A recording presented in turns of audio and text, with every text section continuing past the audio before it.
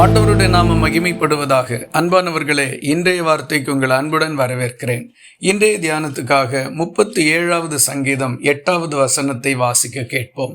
கோபத்தை நெகிழ்ந்து உக்கிரத்தை விட்டுவிடு, பொல்லாப்பு செய்ய ஏதுவான எரிச்சல் உனக்கு வேண்டாம்.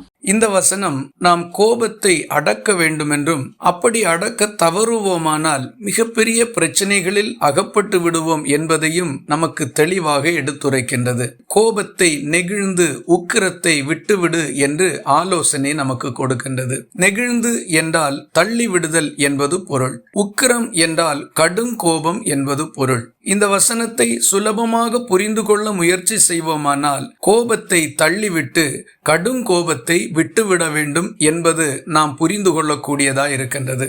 வேதத்திலே காயினை குறித்து நாம் சிந்தித்து பார்த்தால், தேவன் அவனுடைய காணிக்கையை அங்கீகரிக்காததினாலும் தன்னுடைய சகோதரனுடைய காணிக்கையை தேவன் அங்கீகரித்ததினாலும் அவனுக்குள் எழுந்த கோபம் உக்கிரமாக மாறி தன்னுடைய சகோதரனுக்கு பொல்லாப்பு செய்கின்ற அளவுக்கு சென்று விட்டது.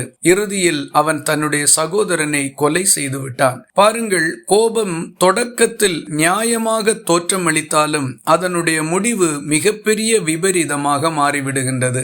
ஆகவே பொல்லாப்பு செய்கின்ற அளவுக்கு நம்முடைய கோபம் எரிச்சலாகவும் உக்கிர கோபமாகவும் மாறுகிறதற்கு முன்னதாக நம்முடைய கோபங்களை கட்டுப்படுத்துகிறதற்கு பழகி கொள்ளுவோம். கோபங்களை கட்டுப்படுத்துகிறதற்கு இயலாதவர்கள் தேவனிடத்தில் அந்த நல்ல தன்மையையும் சுபாவத்தையும் கேட்டு பெற்றுக்கொள்ளுவோம். நம்முடைய வாழ்க்கை சமாதானமுள்ளதாய் இருக்கும். இந்த வார்த்தைகள் இந்த நாள் முழுவதும் உங்களுக்கு ஒரு ஆசீர்வாதமாய் இருப்பதாக. ஜெபிக்கலாமா?